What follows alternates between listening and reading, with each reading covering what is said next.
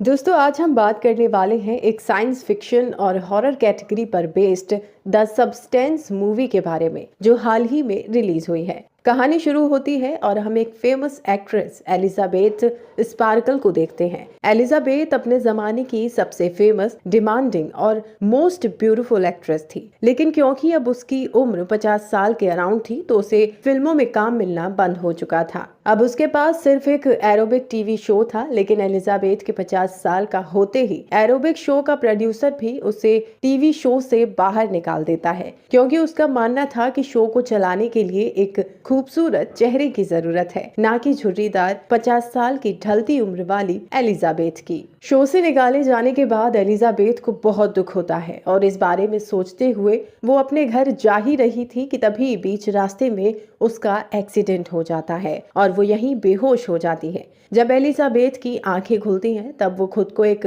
Hospital में पाती है, लेकिन एलिजाबेथ को ज्यादा चोट नहीं आई थी, इसलिए उसे हॉस्पिटल से डिस्चार्ज किया जा रहा था। पर डिस्चार्ज की बात सुनते ही एलिजाबेथ रोने लगती है, क्योंकि उसका करियर अब पूरी तरह से बर्बाद हो चुका था। एलिजाबेथ को रोता देख यहाँ मौजूद एक वार्ड बॉय उसे एक पेन ड्राइव देता है, जिसके ऊपर एक चिट चिपकी हुई थी। चिट पर लिखा था, इट चेंज्ड माई लाइफ, यानी इसने मेरी जिंदगी बदल दी है। एलिजाबेथ घर जाकर इस पेन ड्राइव को देखती है, जिसमें किसी सब्सटेंस नाम के ब्लैक मार्केट ड्रग के बारे में बताया गया था। इस ड्रग को दरअसल बूढ़े लोगों के लिए बनाया गया था जो अपने शरीर से निराश हो और जवानी के मजे फिर से लेना चाहते हो। इस ड्रग का कमाल ये था कि इसे यूज करने पर बूढ़े से बूढ़ा इंसान भी अपना एक यंग वर्जन, यानी अपने लिए एक जवान और यंग शरीर बना सकता था। लेकिन इस ड्रग के कुछ नुकसान और प्रिकॉशंस भी थे, जैसे यंग वर्जन में आत्मा सिर्फ 7 दिन ही रह सकती थी, क्योंकि यंग बॉडी को एक्टिव रखने के लिए एक स्टेबलाइजर लिक्विड की जरूरत होती है जो सिर्फ ओरिजिनल बॉडी में जनरेट होता है, वो भी तब जब आत्मा उस शरीर में हो। यानी यूजर के लिए 1 हफ्ते अपनी ओरिजिनल बॉडी में रहना जरूरी है। अब पहले तो एलिजाबेथ को ये सब बातें फिजूल लगती है, इसलिए वो इस पेन ड्राइव को डस्टबिन में फेंक देती है, लेकिन फिर वो इसे ट्राई करने का सोचती है और अपने लिए एक सीरम ऑर्डर करती है। सामने से उसे एक सीक्रेट एड्रेस पर बुलाकर पार्सल दे दिया जाता है, जिसमें 3 चीजें थी। पहला, एक्टिवेटर सीरम, जिसे ओरिजिनल बॉडी में डालना था ताकि बॉडी के सेल्स तेजी से डिवाइड हो और एक यंग बॉडी बने। दूसरा, स्टेबलाइजर, जिसमें टोटल 7 स्टेबलाइजर इंजेक्शंस थे, जिसके अंदर ओरिजिनल बॉडी से बने स्टेबलाइजर को इकट्ठा करना था। तीसरी चीज थी स्विचिंग ट्यूब, जिसके जरिए दोनों बॉडीज अपनी कॉन्शियसनेस को ट्रांसफर कर सकती थी। इन तीनों के साथ किट में एक और चीज थी, फूड पैकेट, जिसमें दोनों बॉडीज के न्यूट्रिएंट्स थे। 7 दिनों तक जो बॉडी बेहोश रहने वाली थी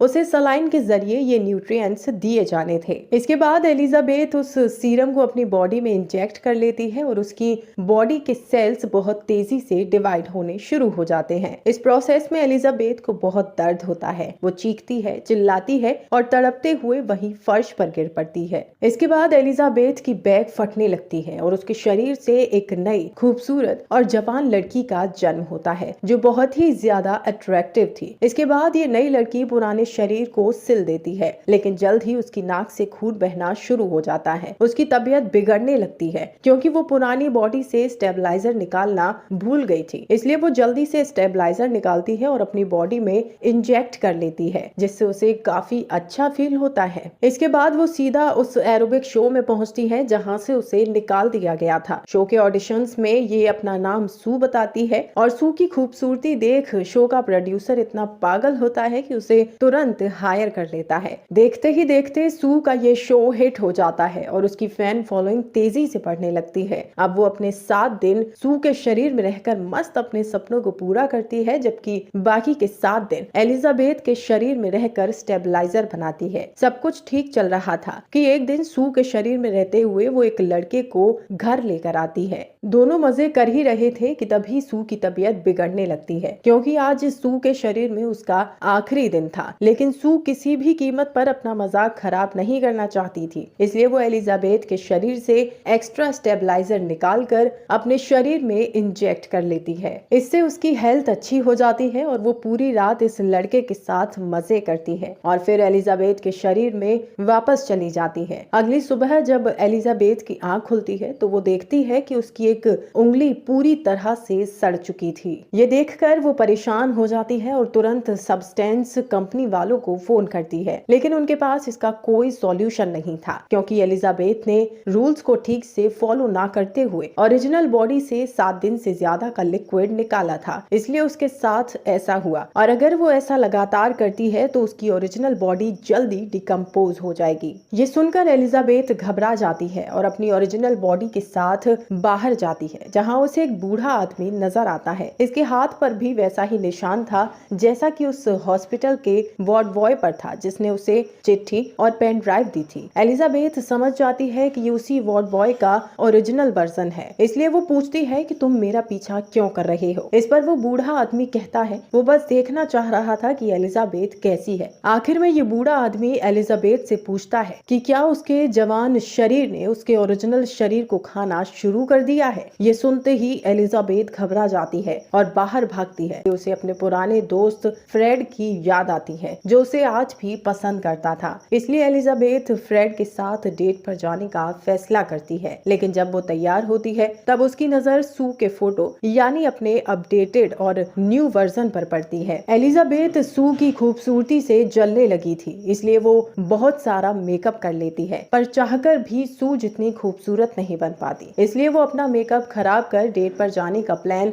ड्रॉप कर देती है और एक बार फिर अपने अपडेटेड वर्जन यानी सू के शरीर में आ जाती है। इसके बाद वो अपने शो पर पहुंचती है, जहां शो का प्रोड्यूसर उसे new year night show host करने को कहता है। दरअसल ये शो इस टीवी का सबसे बड़ा शो था, इसलिए सू राजी हो जाती है और एलिजाबेथ के शरीर से 7 दिन से ज्यादा का स्टेबलाइजर निकाल लेती है ताकि वो नॉन स्टॉप काम कर सके। इसके बाद जब वो वापस एलिजाबेथ की बॉडी में आती है तो हम देखते हैं कि एलिजाबेथ का आधा शरीर बूढ़ा हो चुका था, क्योंकि सू ने एलिजाबेथ के शरीर से ज्यादा क्वांटिटी में स्टेबलाइजर निकाल लिया था। ये देख एलिजाबेथ को बहुत गुस्सा आता है और अब वो सू से नफरत करने लगी थी। हालांकि दोनों आत्मा एक थी, लेकिन पर्सनैलिटी अलग अलग। अब एलिजाबेथ को लगने लगा था कि सू अपने फायदे के लिए उसका इस्तेमाल कर रही है, इसलिए एलिजाबेथ बहुत सारा खाना खाने लगती है और पूरे घर में गंदगी फैला देती है। जब सू ये सब देखती है तो उसे बहुत गुस्सा आता है और अब उससे एलिजाबेथ की ये हरकतें बर्दाश्त नहीं हो रही थी, इसलिए वो उसकी बॉडी से बहुत ज्यादा स्टेबलाइजर निकाल लेती है ताकि ज्यादा लंबे समय तक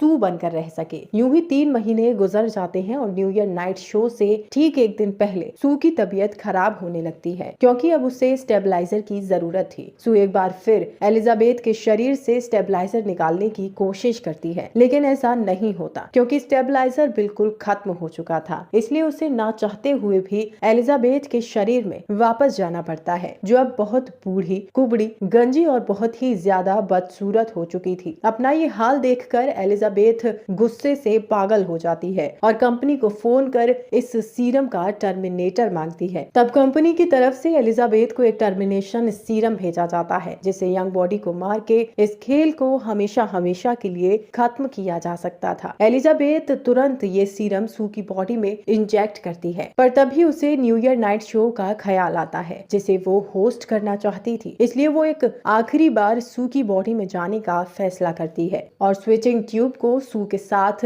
कनेक्ट करके उसे जगाने की कोशिश करती है, लेकिन टर्मिनेशन सीरम के साइड इफेक्ट की वजह से अब एलिजाबेथ की आत्मा दोनों बॉडीज में ट्रांसफर हो जाती है और ये दोनों एक साथ होश में आ जाती हैं। यहाँ सू की नजर टर्मिनेशन सीरम पर पड़ती है और वो एलिजाबेथ को अपनी जान का दुश्मन समझकर पीट पीट कर मार डालती है और शो को होस्ट करने के लिए निकल जाती है। लेकिन मेकअप करते वक्त उसकी तबीयत खराब होने लगी थी, क्योंकि उसे स्टेबलाइजर की जरूरत थी। अब देखते ही देखते सू के दांत गिर जाते हैं और उसके कान भी शरीर से अलग हो चुके थे। ऐसा इसलिए क्योंकि एक तो उसे स्टेबलाइजर चाहिए था और दूसरा उसने ओरिजिनल बॉडी को खत्म कर दिया था। इसके बाद सू उस एक्टिवेटर सीरम को अपनी बॉडी में इंजेक्ट करती है ताकि उसका एक डुप्लीकेट वर्जन बन सके। हालांकि कंपनी ने साफ कहा था कि एक्टिवेटर को सिर्फ एक ही बार यूज किया जा सकता है, लेकिन इसके बावजूद सू एक्टिवेटर को दोबारा यूज करती है। पर इस बार बॉडी से कोई यंग वर्जन बाहर आने की जगह एलिजाबेथ और सू के कॉम्बिनेशन से